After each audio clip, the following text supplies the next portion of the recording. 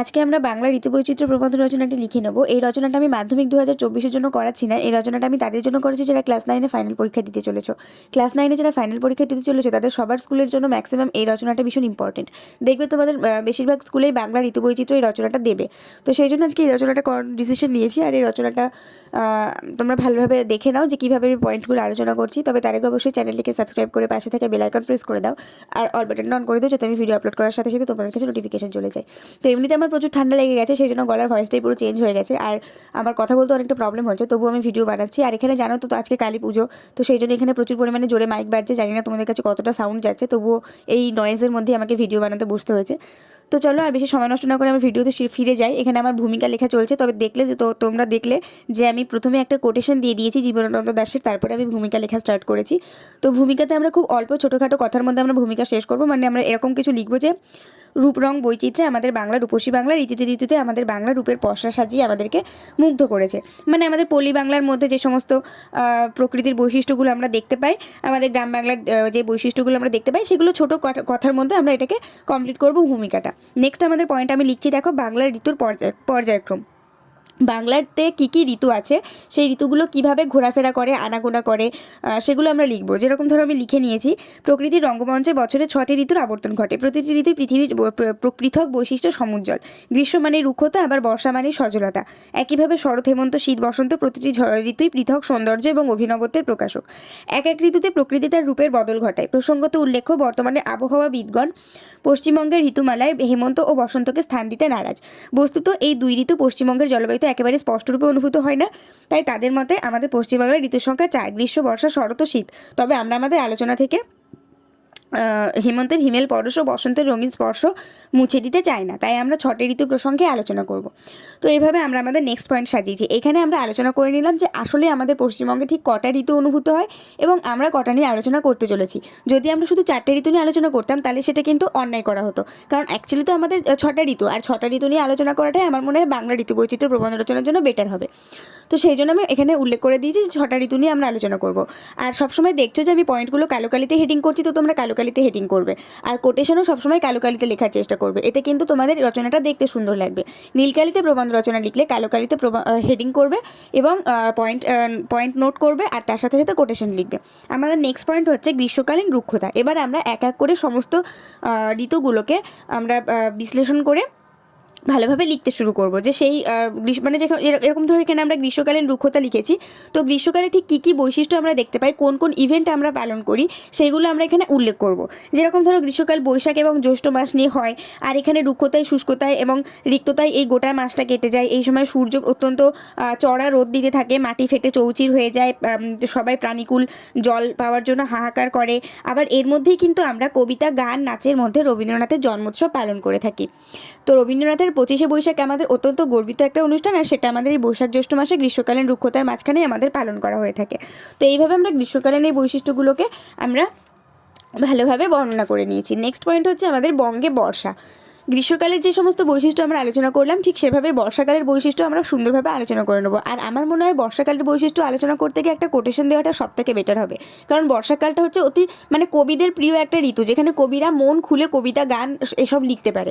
তো এখানে আমি দেখো রবীন্দ্রনাথ ঠাকুরের একটা কোটেশন ইউজ করে নেব। প্রথমে আমরা লিখে নেবো যে গ্রীষ্মের পর আসে বর্ষা, অরণ্য প্রান্তরে জেগে ওঠে আনন্দের হিল্লোল, রসসিক্ত হয়ে ওঠে রুক্ষ প্রকৃতি, বর্ষার সমাগমে কবি হৃদয় হয় আনন্দে আত্মহারা। তারপরে আমরা কোটেশন লিখে নেবো কালো কালি দিয়ে, হৃদয় আমার নাচেরে আজিকে ময়ূরের মতো নাচেরে। এটা একটা গানের লাইন, আর আমরা এখানে একটা কোটেশন হিসেবে চালিয়ে দিয়েছি।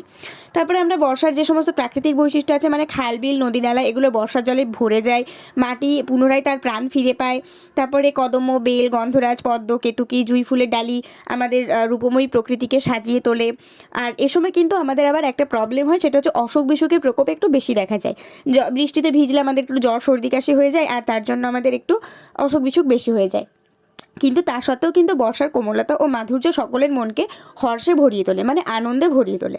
তো এটা হচ্ছে আমাদের বর্ষাকালীন পয়েন্টের যে সমস্ত বৈশিষ্ট্যগুলো ছিল সেগুলো আমরা আলোচনা করে নিলাম।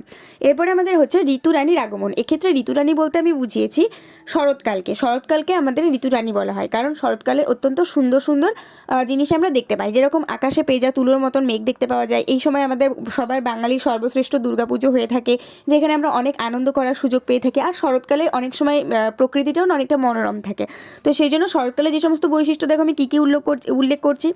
এখানে দেখো আমি বললাম কাশফুল দেখা যায়, শিউলি ফুল ফুটতে শুরু করে এই সময়, আর পুজো হয়, তো পুজোতে আলোর রোশনাইতে চারিদিকটা অসম্ভব সুন্দর লাগে, আর হালকা হালকা কিন্তু এই সময় ঠান্ডাও করতে লাগে। তো অনেকেরই শরৎকালটা অনেকটা পছন্দের। আর শুধু শরৎকালে যে দুর্গাপুজো হয় তাই নয়, এই সময় কিন্তু লক্ষ্মী পুজো, কালী পুজো, ভ্রাতৃদ্বিতীয়া এইসব কিছুও কিন্তু হয়ে থাকে। তো এই গোটা কালটাই হচ্ছে শরৎকাল। তারপরে যখন আমাদের শরৎকালের পরে হেমন্ত ঋতু আসে, সেই আমরা সেই সময়টাকে বুঝতেই পারি না, কিন্তু আমাদের শরৎকালের হেমন্তকাল আলাদা। শরৎকাল মানে ভাইফোঁটা পর্যন্ত, মানে কার্তিক মাস আর অগ্রহায়ণ মাসের প্রথম দিক পর্যন্ত শরৎকাল থাকে, তারপরে আমাদের হেমন্তকাল পড়তে শুরু করে। তো এটা আমাদের শরৎকালীন বৈশিষ্ট্য ছিল। এবার আমরা বঙ্গে হেমন্ত ঋতু বলে পয়েন্ট করে নেব। আর এখানে লিখব যে শরতের পরই আসে হেমন্তকাল। হেমন্ত যেন শরতেরই বিদায়ী রূপ। শরতের পরে হেমন্তের প্রকৃতিতে বিরাট কোনো পরিবর্তন লক্ষিত হয় না, তবে এই সময় কি হয়, এই সময় যে সমস্ত ফসলগুলো লাগানো হয়েছিল এর আগে, সেগুলোকে হেমন্তকালে ঘরে তুলে নেওয়া হয়। ফসলের সম্ভার নিয়ে সেই জন্য প্রকৃতি হাজির হয়, সোনার ধানে ক্ষেত খামার সবার ভরে যায়, আর শারদ সৌন্দর্য একটু একটু করে রিক্ত হতে শুরু করে। মানে তখন শরৎকালের আরও যে বৈশিষ্ট্যগুলো থাকে সেগুলো সব হারিয়ে যেতে থাকে। এরপরে আমরা শীতকাল পয়েন্ট আলোচনা করব, বঙ্গে শীতকাল। তো বঙ্গে শীতকাল পয়েন্টে আমরা শীতকালে প্রচুর বৈশিষ্ট্য আছে, কিন্তু যেহেতু আমরা রচনাটা বেশি বড় করতে পারবো না, তার জন্য আমাদেরকে অল্প কথা এটাকে বিশ্লেষণ করতে হবে। কারণ কেন আমরা রচনা বড় করতে পারবো না, কারণ আমাদেরকে রচনাটা 4 থেকে 4.5 পাতা পর্যন্ত লিখতে হবে। তার বেশি লিখতে গেলে এক্সামিনারেরও পড়তে বিরক্ত লাগবে, প্লাস তুমিও লেখা টাইমের মধ্যে লেখা শেষ করতে পারবে না। তো প্রবন্ধ রচনা সবসময় 10 মার্কের জন্য 4 পাতা কি 4.5 পাতা লেখাই ভালো, কিন্তু তার মধ্যে তোমাকে সমস্ত জিনিস আলোচনা করে নিতে হবে। তো শীতকালে দেখো আমি এখানে লিখে দিয়েছি যে হেমন্তের পরেই শীত ঋতুর আগমন ঘটে, তখন শরীরে চেহারায় রুক্ষতা নেমে আসে। মানে আমাদের দেখোই তো ঠোঁট ফাটে, গা হাত পা ফেটে যায়, তারপরে গাছপালা থেকে দেখবে সমস্ত পাতা সব ঝরে পড়ে যায়, আর তখন একটু ঠান্ডা বাতাস বইতে শুরু করে, মানে কাঁপুনি দিয়ে ঠান্ডা লাগে, হাড় কাঁপানো ঠান্ডা পড়ে যায়। আর কিন্তু এই সময় অনেক শাক সবজি দেখা যায়, প্লাস অনেক রকম রং বেরঙের ফুল দেখা যায়, দোপাটি, গাঁদা, অতসী। আর এই ঋতুটাই হচ্ছে তরতাজা রকমারি শাকসবজি ঋতু। বুঝেছো? তাহলে এখানে আমরা বঙ্গে শীতকাল পয়েন্টের পরে এবার আমরা আলোচনা করব ঋতুরাজ বসন্ত।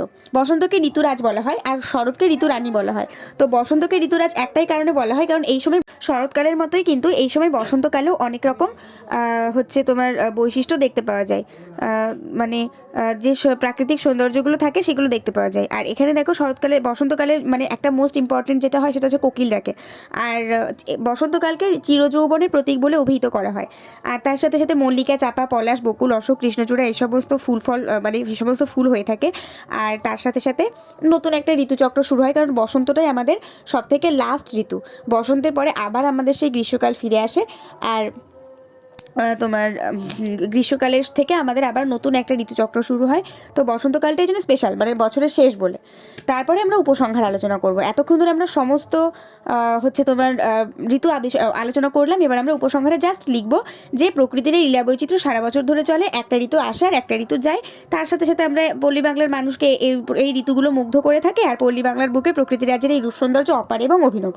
এরকম করে আমরা উপসংহার শেষ করব। তো আশা করছি তোমাদের বাংলা ঋতু বৈচিত্র্য রচনাটা অনেক বেশি ভালো লেগেছে। তো ভিডিওতে একটা করে লাইক করে দিয়ে বন্ধুদের সঙ্গে অনেক শেয়ার করে দিও। নেক্সট ভিডিওতে দেখা হবে। ততক্ষণ পর্যন্ত সবাই ভালো থাকো, সুস্থ থাকো, মন দিয়ে পড়াশোনা করতে থাকো। আর অবশ্যই অন্য কোনো বিষয় ইম্পর্টেন্ট বলে মনে হলে আমাকে কমেন্টে জানিও।